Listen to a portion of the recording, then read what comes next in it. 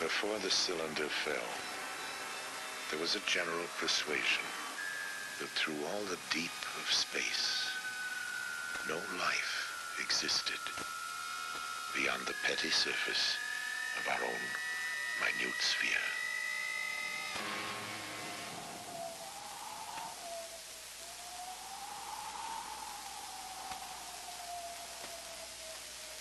We know now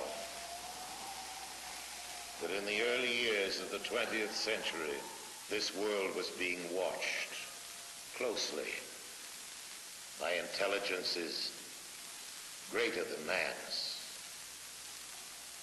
Across an immense ethereal gulf, minds that are to our minds as our minds are to the beasts in the jungle. Intellects, vast, cool, and unsympathetic, regarded this earth with envious eyes, and surely drew their plans against us. Hello, I'm Orson Wells, and I've been quoting from another Wells, no relation, H.G. Wells, the distinguished novelist, historian, prophet, who was also the great master of science fiction. He wrote The War of the Worlds, on which was based a certain notorious radio broadcast, which, as some of you may remember, sent many thousands of our listeners panicking into the streets all over the country.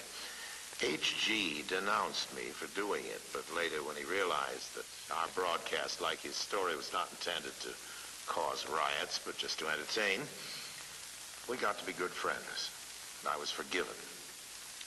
Whether all those people who jammed the highways and even took to the hills to escape the Martians have forgiven me is another matter. This is it. We thought that this was it. Listening to that show, I said we were very impressionable at that age because of Buck Rogers and Flash Gordon, and that really made a big impression on us.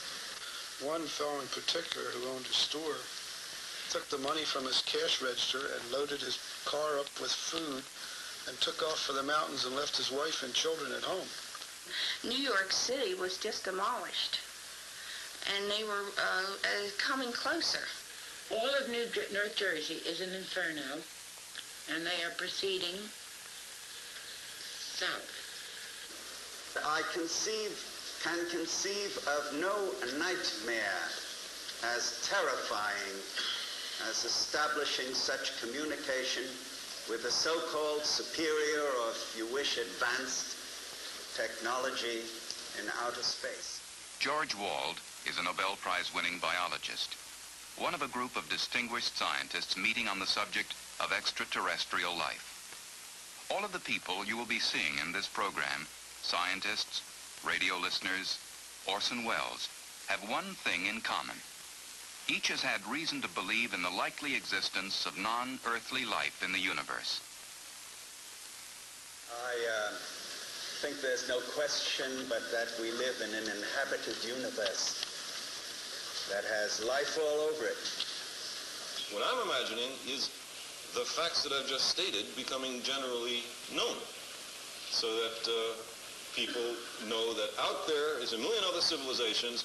They all look fabulously ugly, and they're all a lot smarter than us. That seems to me useful and a character-building experience for mankind. From the monstrous Mars life of his famous broadcast, Orson Wells will be taking us through science fiction to science fact, to the new view of extraterrestrial life now emerging from probes to the planets, interstellar discoveries, and findings about the nature of life itself. A real picture as astonishing in its way as the science fiction of 1938. If there is life out there, intelligent life, how did we ever get the notion that it might be otherwise than friendly? Well, Mars, of course, is the god of war, so the planet bearing his name might be expected to have warlike intentions. In our broadcast, the Martians were as aggressive and ruthless as any human being. Ridiculous assumption on the face of it. They were supposedly as bad as we are, at our worst, and also much uglier. They brandished death rays in their slimy tentacles. And for a while at least, just toward the end of the radio play, they appeared to be totally invincible. What finally stopped them? Well, here's the way it went. In the words of the mythical Professor Pearson of Princeton, who was our commentator, I remember, he said, writing in his journal when the whole thing was put together again and the world was in business, I remember wandering through Manhattan, standing alone on Times Square, and catching sight of a lean dog running down 7th Avenue with a piece of dark brown meat in its jaws. I walked up Broadway, past silent shop windows, and suddenly I caught sight of a Martian machine. And then across Columbus Circle, I could see, standing in a silent row, 19 of those great metal titans, their cowls empty, their steel arms hanging listlessly by their sides. And I looked for the monsters that inhabit those machines, and then, before my eyes, I saw them stark and silent. The Martians themselves, with a flock of hungry birds pecking and tearing brown shreds of flesh from their dead bodies. And later, when their bodies were examined in laboratories, it was found that they had been killed by disease bacteria, against which their systems were unprepared. Slain after all man's defenses had failed by the humblest thing that God in his wisdom had put upon this earth, the common cold. And that's the way it was. Well, quite a lot of things have happened in the world since then. An invasion from the planet Mars, that at least is one thing that didn't happen. But in a way, you know, we have been invading Mars. If Mars hasn't exactly been invaded, well, it's certainly been investigated, not attacked, but thoroughly, very thoroughly studied. Observations of Mars had begun long before our broadcast, and even back then in 1938, it seemed plausible to many people that life could have developed on Mars, just as it had on Earth. Peering through telescopes, scientists had seen what? Well, first a planet that, like our own Earth, had polar ice caps.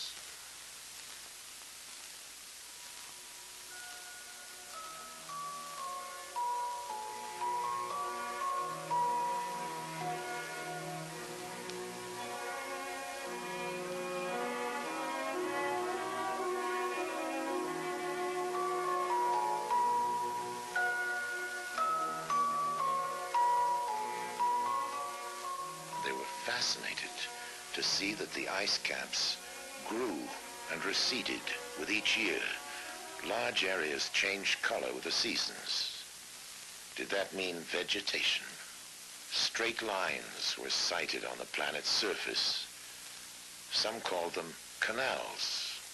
The American astronomer Percival Lowell believed that these Martian canals had been created by an advanced technological civilization. First in 1965 and then again in 1969, NASA sent spacecraft to fly by Mars and send back scientific measurements and close-up photographs. This is picture 21, a red picture, wide-angle picture, fantastic picture. That's beautiful. That's beautiful. Look at those little craters. This is a narrow-angle camera view. The Mariner missions were great achievements for the scientists. But the pictures of Mars showed a world of total desolation. Was Mars less like the Earth then and more like the Moon? There were no canals, no cities, no areas of cultivation, no signs of upheaval or layering in the Martian crust to indicate that the planet was active or evolving geologically. The pictures revealed no volcanoes to spew out gases that could enrich the atmosphere. And water, so essential to life, seemed to be present only in traces. The atmosphere was so thin as to make the possibility of life seem even more remote. For the fans of science fiction, not very exciting. But for scientists, the whole excitement is finding out the facts. That's the whole name of the game. Now, these first flybys had revealed only some of the facts. But all the same, the exploration of Mars and of all the other planets of the solar system was actually getting underway. I can't feel that any person with any soul can look out on that universe that surrounds us and can imagine the immensity of it and the history of it without being rather impressed with the idea that we, as little atoms made of the same stuff those stars are made of, have the capability to regard the other part of the universe. One piece of the universe has the ability to look at another part of the universe and wonder about it. That's a very amazing thing, and it brings into one's mind all kinds of thoughts about religion and philosophy and so on. But don't ask me about life on Mars, okay? In the fictional Martian story, in the War of the Worlds, it was understood that the Martians were fighting for their own survival. Their planet was growing so cold and inhospitable that they might perish if they remained. Well, real life confined to such a planet would fight for survival by trying to change itself, by evolving. Every living thing on Earth has evolved from the lowly, the invisibly small microbe. Given nourishment, the microbe will grow colonies so vast that they rapidly become visible to the eye. Here on our planet, microbes have adapted to survive the most hostile conditions. Arid deserts, the frozen Himalayas, in trenches under thousands of tons of pressure in the ocean deeps. Biologists at Ames Laboratory are discovering adaptive capabilities in life forms that a few years ago would have been regarded as fantastic. Within the cooling systems of atomic reactors, organisms have been discovered flourishing, where radiation could be expected to destroy any living thing. In hospitals that use ultraviolet for sterilization, strains have been found resistant to the killing radiation. Biologists are growing organisms in salt solutions, in acids, in alkalines, in ammonia gas, in boiling hot springs, in ice that is thawed for part of every day. In the vacuum of a space simulator, life forms have been flourishing for years without oxygen.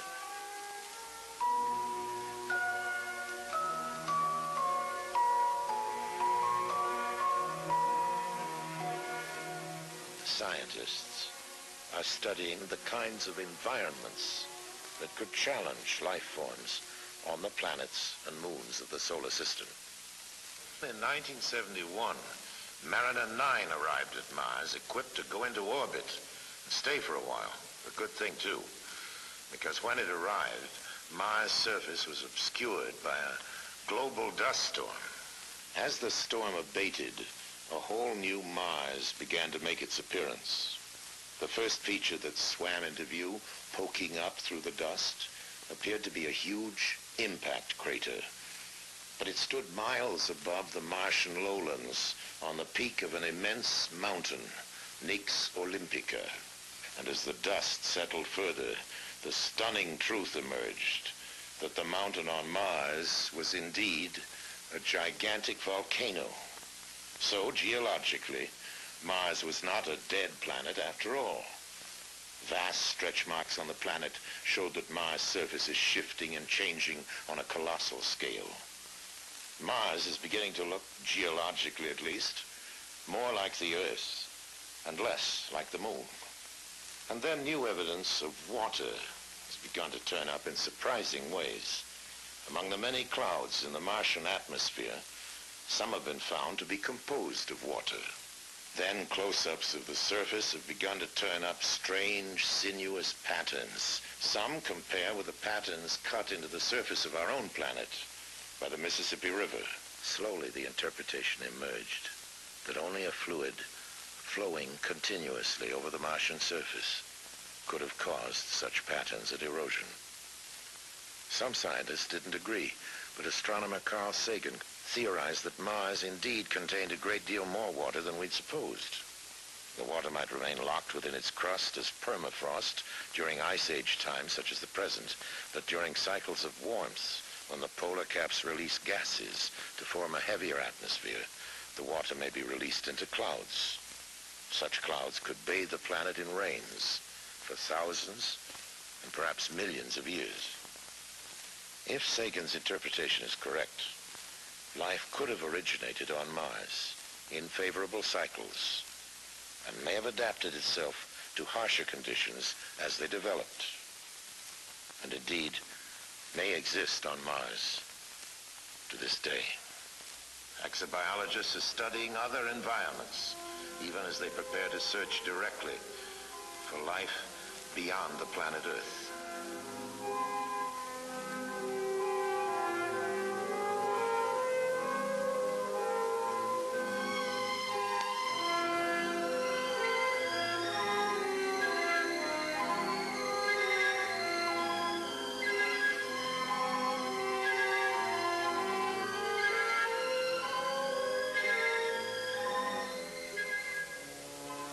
Flying by Jupiter, Pioneer 10 confirmed estimates that within its atmosphere are combinations of gases similar to those in which life originated on Earth. While a second Pioneer is being aimed to curve past Jupiter and fly by Saturn, Earth-based measurements show that a moon of Saturn, nearly the size of the planet Mercury, contains an atmosphere, water, and surprising warmth.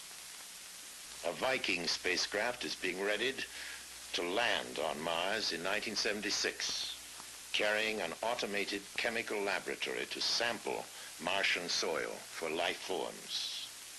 The discovery of just one bacteria on Mars, or any other body of the solar system, would indicate that the whole chain of evolutions, cosmic, chemical, and biological, is at work everywhere. In that case, the creation of life anywhere in the universe would be more the rule than the exception.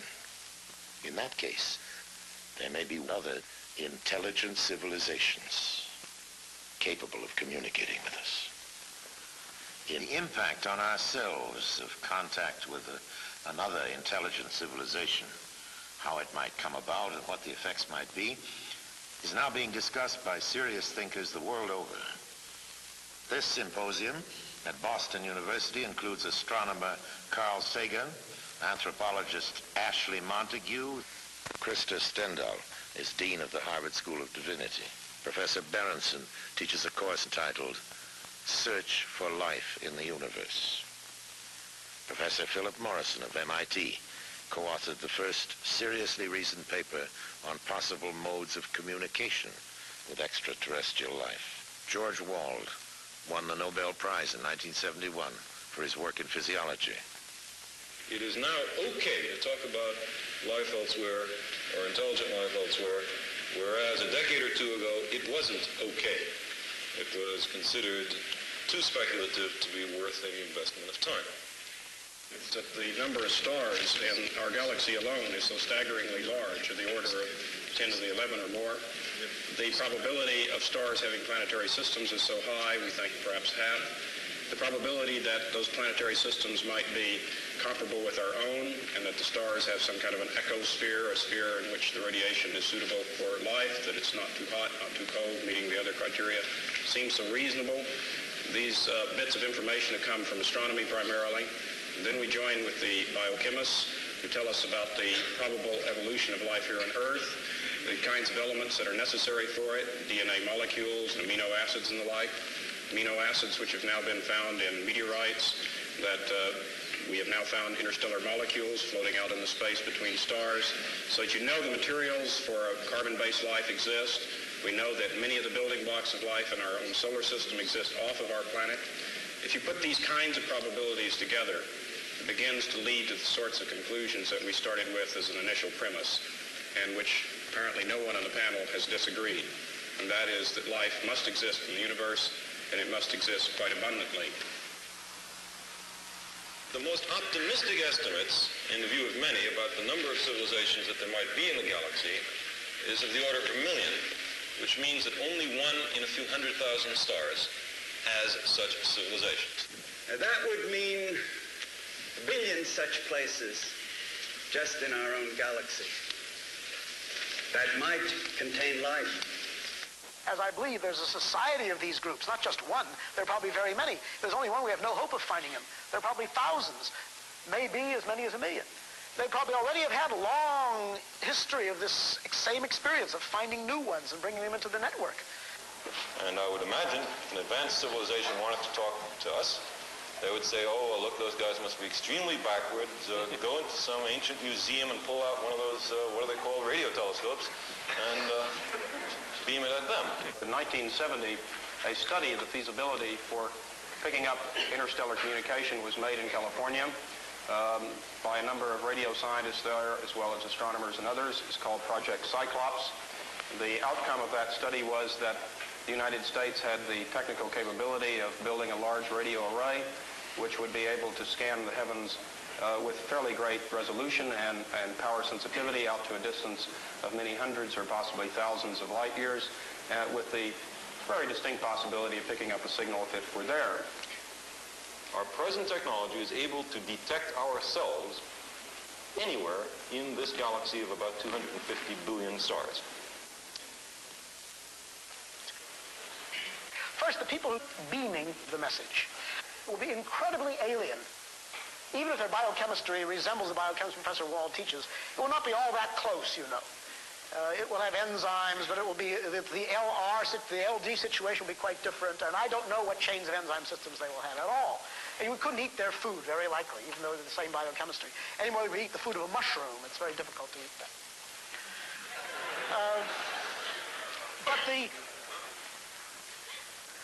So I think, first of all, there will be two great phases of this eventual time, which I think will come in 10 years or 100 years, or I don't know, maybe longer, when some satisfactory radio telescope work or something similar will acquire evidence of the deliberate beaming of a message, protracted message, out into space. So I think that will be easy and, of course, extraordinarily important. You will know very little of what that message says, say that it exists, and maybe some general geographic information from how far away it's coming, from what kind of a star, where. And then I think that you will have pouring into the recorders, week after week, month after month, decade after decade, an enormous body of obviously interesting and meaningful pulses. And you'll be able to read them slowly and fitfully, because they will not be coded, but they'll be anti-coded. That's to say, the people who designed them, the beings who designed them, will have thought very carefully how to make the maximum number of mathematical clues. The best way to single out the meaning will be made available. I think the most important thing that it will bring to us, if we can finally understand it, will be a description, if it exists at all, of how the beings disposing of great technology were able to fashion a world in which they could live and persevere and maintain something of worth and beauty for a long period of time. And finally, it would end our social and cultural isolation. To date, we have been bounded not only into our own countries and into our own small regions on this planet, but most assuredly within our solar system itself. If there are the tens of billions of other civilizations which the predictions indicate might be, then we would join a larger galactic community. In 1976, we're going to be able to explore Mars for perhaps not so humble microorganisms. Before and after that, we'll be searching the planets and the galaxies for clues to fill in the new patterns we're discovering. The evolution of evolutions that has produced us and the possible millions of other civilizations. It is conceivable that a spherical ship will land in front of the Washington Monument and a figure with 4 antennas and otherwise looking like the professional football player will walk out and demand to see our leader. But I hope very much that the universe of circumstance is wider than the rather shoddy imaginations of science fiction writers for 30 or 40 years. And I'm pretty convinced it is. We've not found their guidance so great in any but the most modest activities, like going to the moon, which is not very much. The difference between the spacecrafts of NASA and the lurid flying saucery of that old radio War of the Worlds is the difference between science and science fiction. And yes, between war and peace. It's our own world which has turned out to be the interplanetary visitor. We're the ones who are moving out there, not with death rays, but with cameras. Not to conquer, but simply to learn. We are, in fact, behaving ourselves far better out there than we ever have back here at home on our own planet.